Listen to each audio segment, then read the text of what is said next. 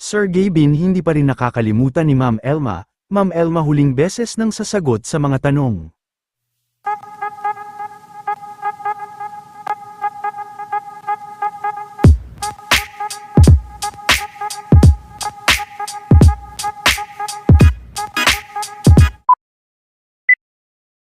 Ngayong araw nga ng Huwebes, ay muli na naman nga na nagbalik para sa kanyang live si Ma'am Elma Asagra, kung saan ay hindi na naman naiwasang tanungin ng mga fans si Sir Gavin Kapinpin at kung kamusta na silang dalawa.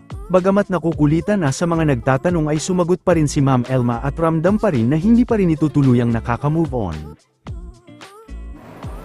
Guys, ang love hindi naman agad yun nawawala. Okay? Okay na yung sagot. Yes? Kasi hindi pa naman yun agad nawawala and hindi naman yun mawawala.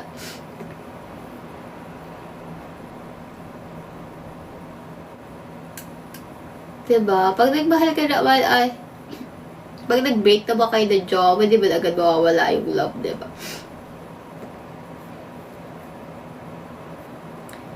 Ay, ayaw pa din nilang tumigil, oh. Oo nga ni, kasi hindi naman yun nawawala at hindi naman yun agad nawawala. But for me, ang love, hindi naman siya nawawala. Nandun lang yun. Nandun lang din yun. Baka magbago lang yun kung magbabago ang relasyon nyo. Diba? So, for example, kung naging mag-friends kayo, o di ang love nun is for friendship na lang. Kung naging kayo ulit, do yung love as lovers pa din. Break na po ba kayo? Abay, oo te. Ayaw nilang maniwala, ano? Mag-check out na kayo, in-answer ko niyo yung tanong nyo.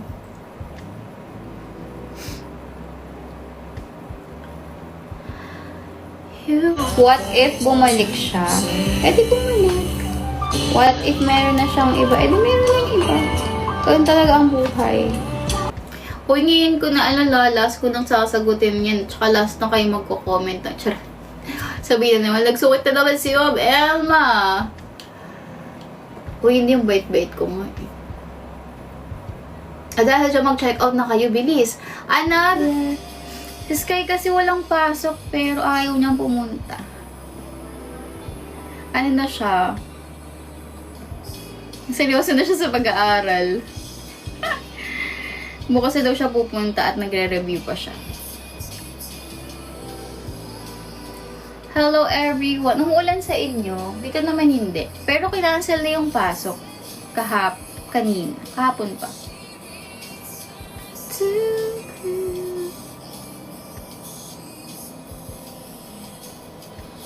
Alright.